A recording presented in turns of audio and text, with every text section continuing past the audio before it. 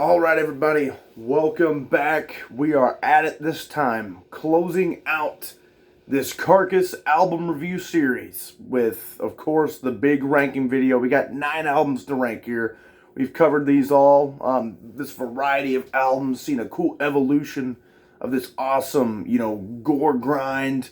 They started as more like a gore grind kind of band, turned it like, death metal, added some groove metal elements, some even like progressive elements in there along the way. So we've had a very, very cool and colorful discography from Carcass that we've been looking at for these past few months here. And now it's time to rank these things. And of course, we'll be announcing the next kind of smaller discography we'll be looking at before we jump into our next big one at the end of this video, at the end of this ranking. So stay tuned for that. But yeah, guys, very fun, very challenging. As it always is, ranking these, even like, just to kick it off here, it's my least favorite album here. I absolutely love, and it pains me to put it here, but,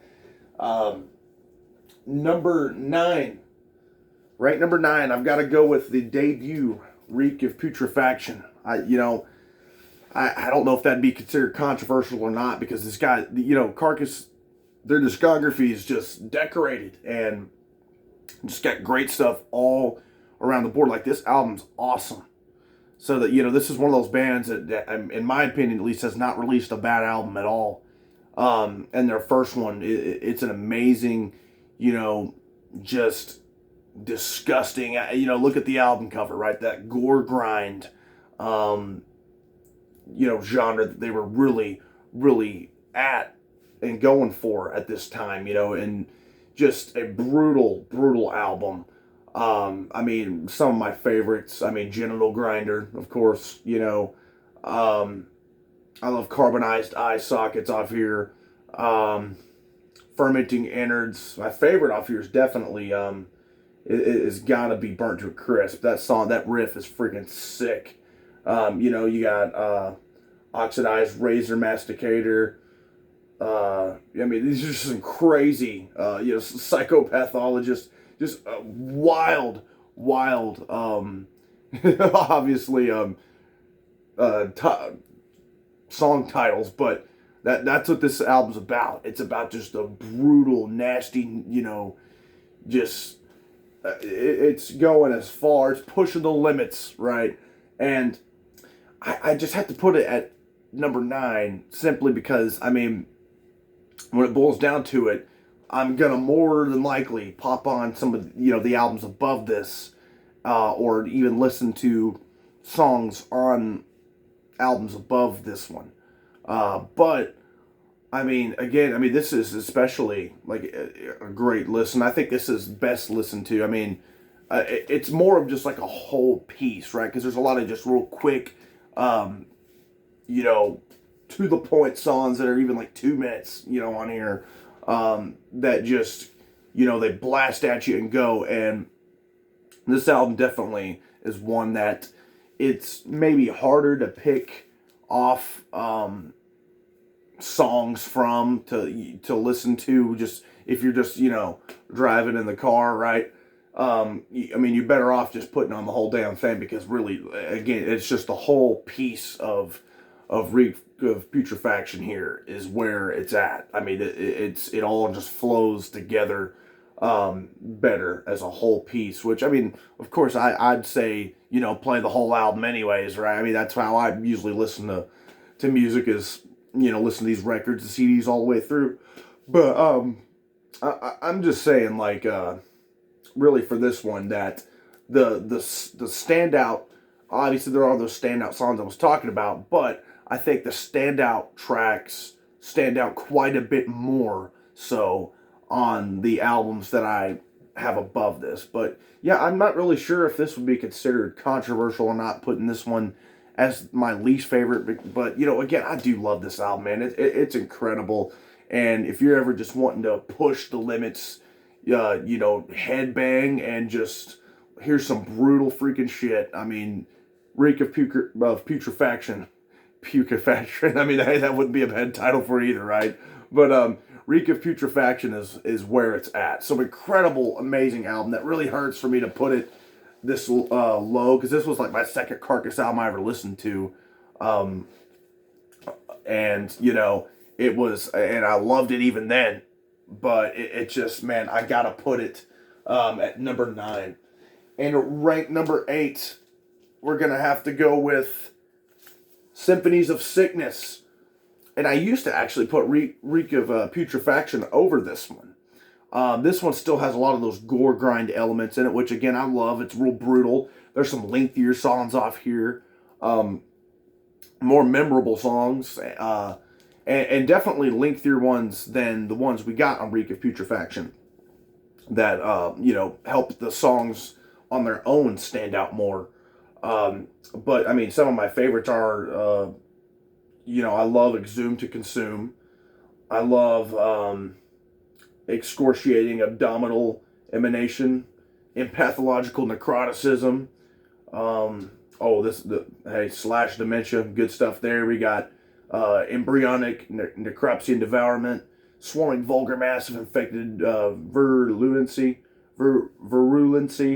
Yeah, some of this stuff, I mean, that's like tongue twisters, right? Even the closing track, Crepitating Bowel Erosion. I mean, all this stuff is awesome, man. It really is. And you really got to see these guys evolve into, you know, or take the first step in their evolution as they naturally would, because it is their second record, right? And it kind of showed the direction, like, okay, these guys are probably going to exit more of this gore grind thing going forward. And you can kind of see that here as they were going with some of these lengthier tracks. And, you know, but the riffs are all here. I love the gore grind elements still being in here. And I do go back and forth sometimes putting Reek of Putrefaction over this one. I really do. It's tough for sure. But like when I first heard this one, I put it over Reek of Putrefaction. But then I was like, put Reek of Putrefaction over this one for a long time. These two definitely kind of bounce back and forth between numbers 9 and 8 for me. But I gotta say, it goes right here. It's an incredible, incredible album. But I've just got to put it here. Again, for a lot for the same reasons as Reek of Putrefaction being number 9, that the albums above this are just more memorable to me. Then we go with number 7. We got the EP, Despicable.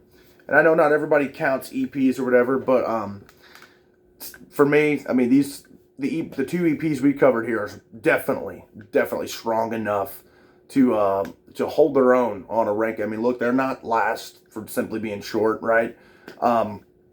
This one, of course, dropped in 2020. Super hyped for this one. I mean, you got some incredible, just the 4 tracks here. The Living Dead of the Manchester Morgue, The Long and Winding Byre Road, Under the Scalpel Blade, which, of course, appears on the actual album of Torn Arteries, and Slaughtered in Soho. Just incredible riffs, awesome soloing. I mean, these guys really, this was a perfect little preview of what Torn Arteries was going to be. It has the same kind of, you know, vibe of songs that they go with on that, and of course even including a song here before Torn Arteries came out, a song that would be on Torn Arteries with Under the Scalpel Blade.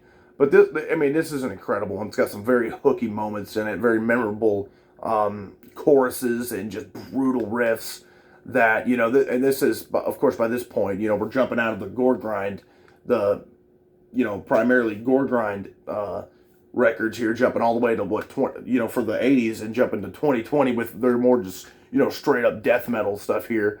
But man, just an incredible EP at number 7 here. And number 6, I gotta go with the other EP. It was tough deciding between those two, as I previously stated. But man, Surgical Remission, Surplus Steel, this thing's gotta be, I gotta put it number 6 over Despicable, because man, these, even, you know, there are pretty much just 4 songs here, and then the little reprise of 1985 reprise at the 5th track. But man, A Wrath in the Apparatus is one of the hookiest damn songs that they've ever wrote. Just love that freaking chorus. They're just banging them drums, you know, Wrath in the Apparatus, or however, you know, and Intensive Battery Brooding, Zokrot, and Livestock Marketplace. Man, love Livestock Marketplace. It's one of their best damn songs ever, I think. And it, it is right smack dab here on this little EP here that, again, definitely holds its own. And I love how it does end with that 1985 reprise, because this really serves as like a true extension to Surgical Steel. So, like, that begins with that 1985 kind of, little lick it plays, almost siren-y kind of sounding riff for like what, couple seconds or a minute or whatever it is. And then it ends with that same thing on here. So it kind of is like, boom, 2 chapters to that in a perfect extension to Surgical Steel. Putting this thing right at number 6. Number 5, we're going to have to go with Torn Arteries, their most recent album. Man, been jamming to the hell out of this one, man, because, of course, we just reviewed it recently, last week, and it's just so damn good. And this is one of those ones that the more you listen to it, it just keeps growing on you. I mean, you got stuff like Eleanor Rigor Mortis, Under the Scalpel Blade, which we kind of already talked about being off Despicable. The Devil Rides Out, one of my favorites off here. Flesh-ripping Sonic Torment Limited, that big, 9-minute or so epic that is just incredible. In God We Trust, Wake Up and Smell the Carcass. The Scythe's Remorseless Swing is just an awesome closer. Just and even the dance of Ixtab here, Psychopomp and Circumstance. Just awesome stuff off this album here that is just it makes me excited for the future. If they release they drop another thing as good as this, then I'm all in for it, man. I mean, hell, drop one even better, for in the future. I mean, it's got me pumped that, it's been 2 years pretty much since we've seen, since this one came out. So, hey, maybe we'll see a new single or something drop within this year, next year, or a little EP like they like to drop. I'm down with any of that. But man, this is, just these guys still freaking got it, man. I mean, this album right here is absolute, definite proof for me that, hey, I mean, because these is such a badass record, front to back. And again, I mean, and this one's, I mean, it's just freaking heavy as hell. It's got some really heavy moments in it, because they kind of went, delved into kind of that, some of the groove metal aspects and stuff, really jumping into it on an album, on Swan Song, right? But once like Surgical Steel came out, and then this one, I mean, they really, especially on this one, really delved into just the straight up death metal aspects again, but still kind of had a little bit of that groove metal thing going on. But, yeah, Torn Arteries, just incredible freaking album.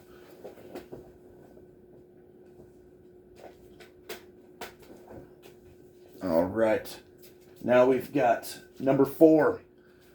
And this might shock some people, but I'm going to have to throw number 4, Heartwork. Man, love this album. And it's just really hard. These top 4 are definitely challenging to rank, and they've been mixed up and stuff before. But Heartwork is just such an incredible album. Just straight up freaking death metal right here. With some of those, this is where they kind of implemented quite a bit of like the groove metal aspects into it, but they hadn't gone all the way in with that yet. I mean, man, you got Buried Dreams, Carnal Forge, No Love Lost, which is one of my favorite Carcass songs, period. The title track is incredible. Arbeit macht Fleisch, Blind Bleeding the Blind. Yeah, I mean, Death Certificate, Embodiment, just everything off here. You got 10 tracks, and each one of them is just kick-ass, all killer, no filler. And this one used to be actually my second favorite. It very well did. And, who knows, it could end up going up back to that spot eventually. This stuff shifts and stuff all the time. But as for now, I just had to put it right here. But I do freaking love Heartwork, man. Even right before this, recording this, I almost edged it up to number 3. But I just, ended up kind of doing another swap last minute.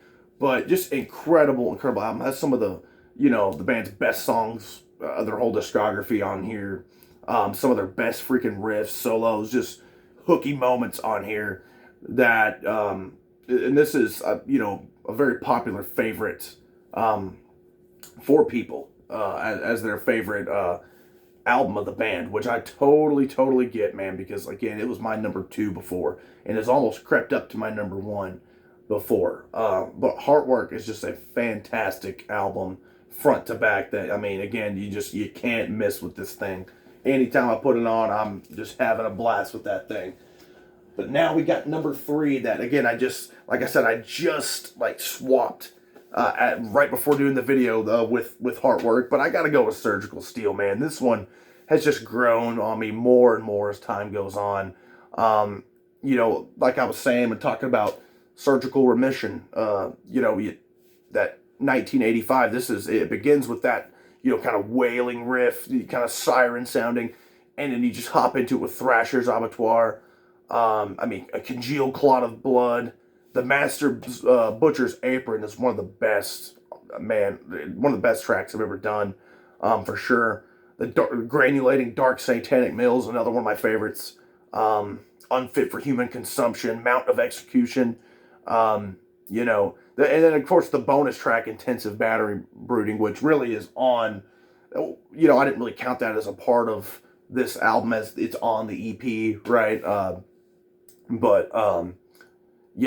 Just even 31 6L grade Surgical Steel, Captive Bolt. I mean, this is just freaking heavy stuff right here, man.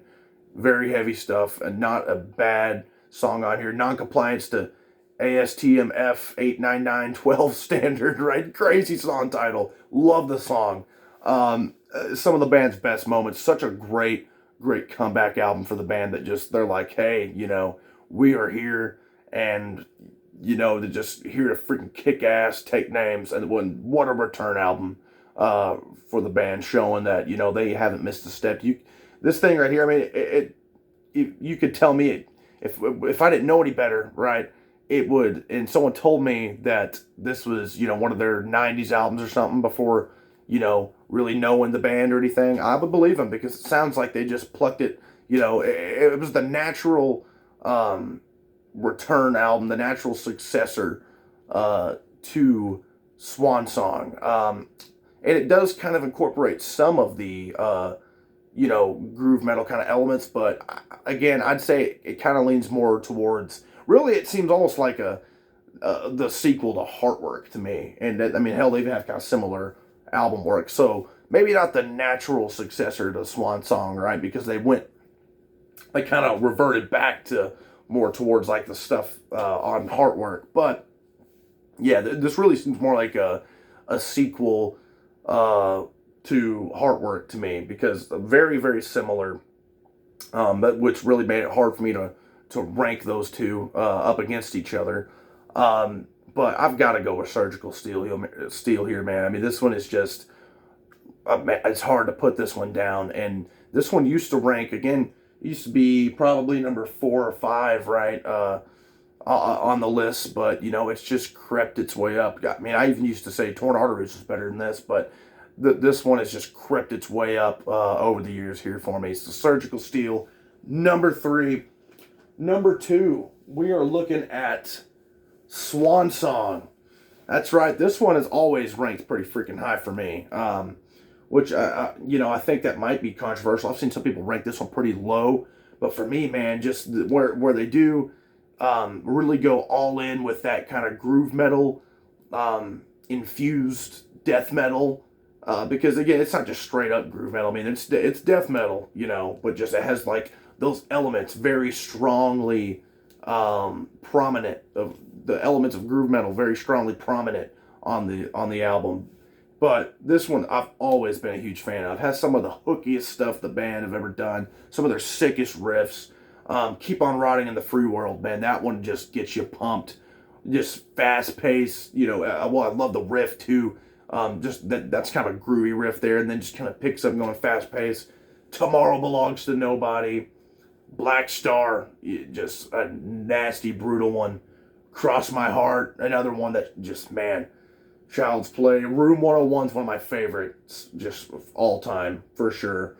You got Polarized, Generation Hex, Firm Hand, Rock the Vote, Don't Believe a Word, and they close with the great Go to Hell.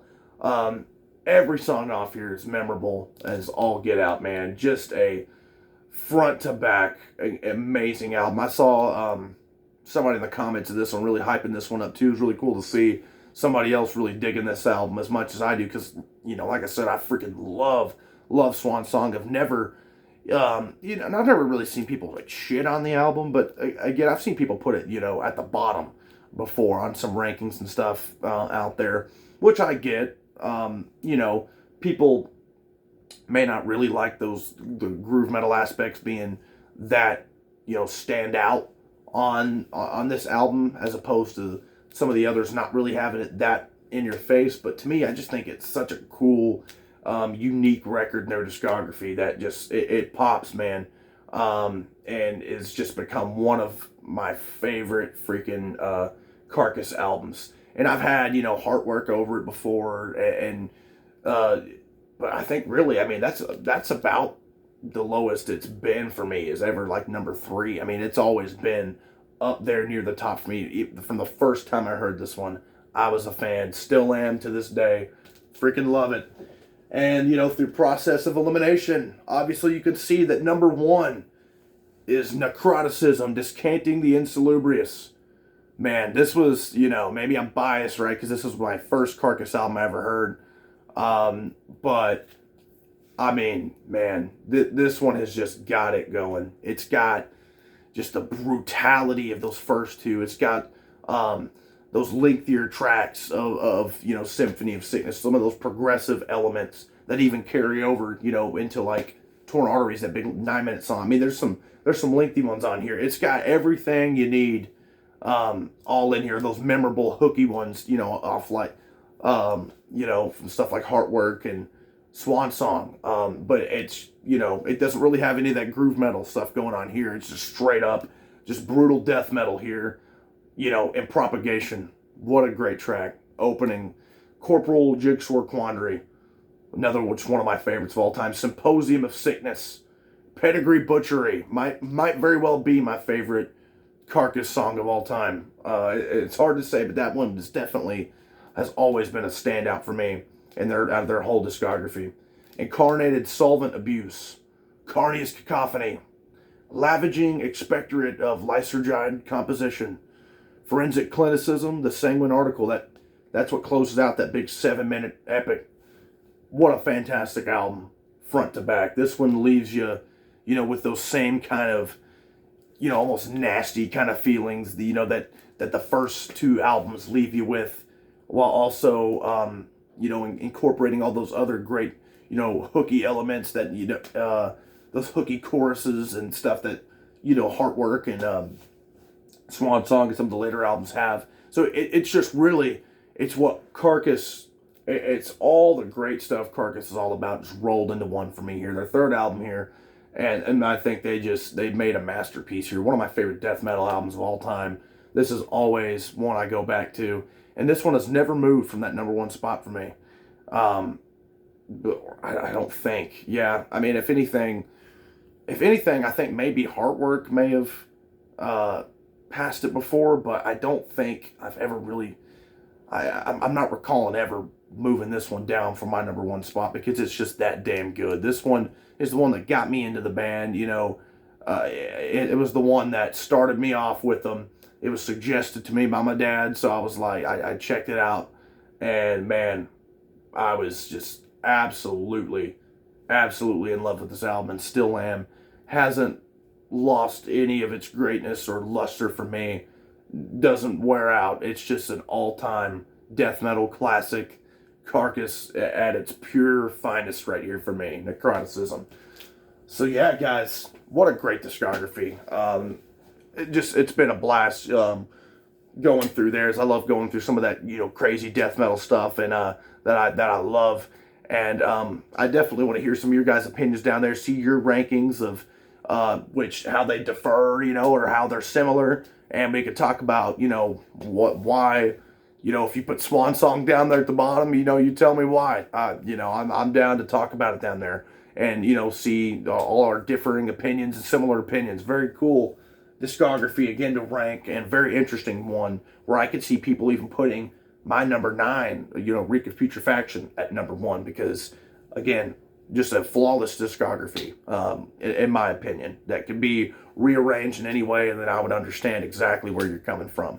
But yeah, with that being said, guys, I'm going to go ahead and announce the next kind of mini discography. We've got, what, I think, yeah, just 4 albums, really 5 albums to review, but one of them won't be included in the ranking as it's the Unplugged, MTV Unplugged. We're going to be looking at Nirvana, which I've not, maybe back in like high school, like 16 and stuff, I was really into them and everything, but I just kind of hopped off the wagon for a long time. Never have hated them or anything like that, but, definitely kind of got out of them for sure for a long time. But, of course, every now and then I'll pop a CD or something on from them and jam out to it, but it's not very often, right? So this is definitely going to be kind of a re-exploration for me.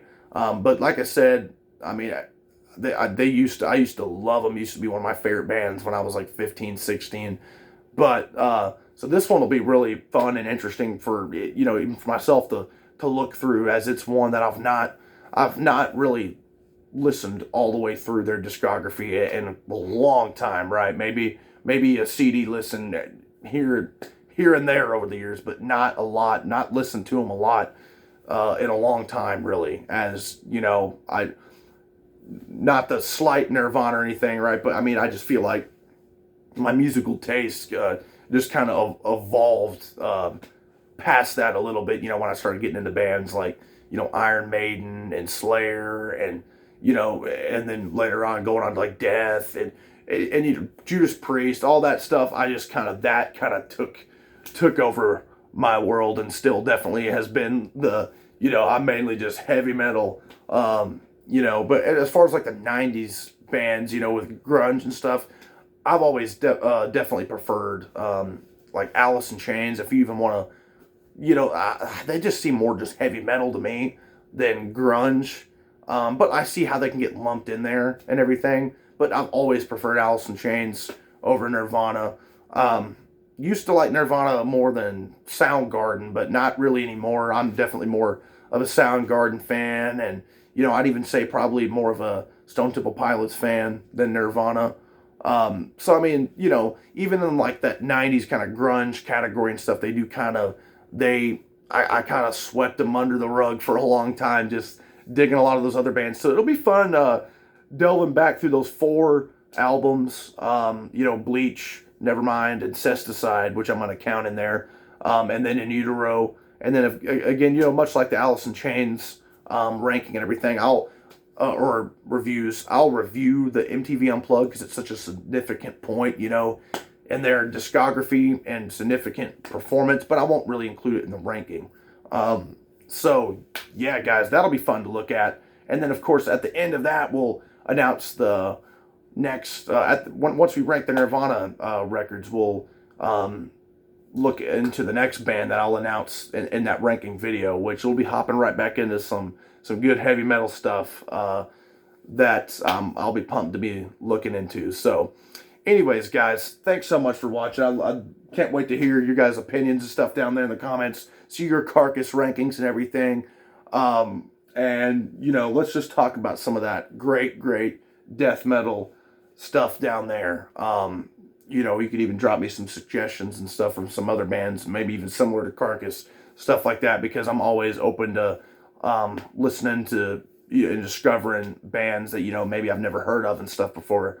I'm always on the prowl, looking for stuff, listening to albums that I've not heard by bands I already know, listening to bands that I didn't know, that you just kind of stumble on, going down the rabbit hole and everything. So yeah, feel free to anytime drop some suggestions and stuff down there. But anyways, guys, like, subscribe, comment, and thanks so much for watching in this awesome saga of Carcass album reviews and rankings. Thanks, guys.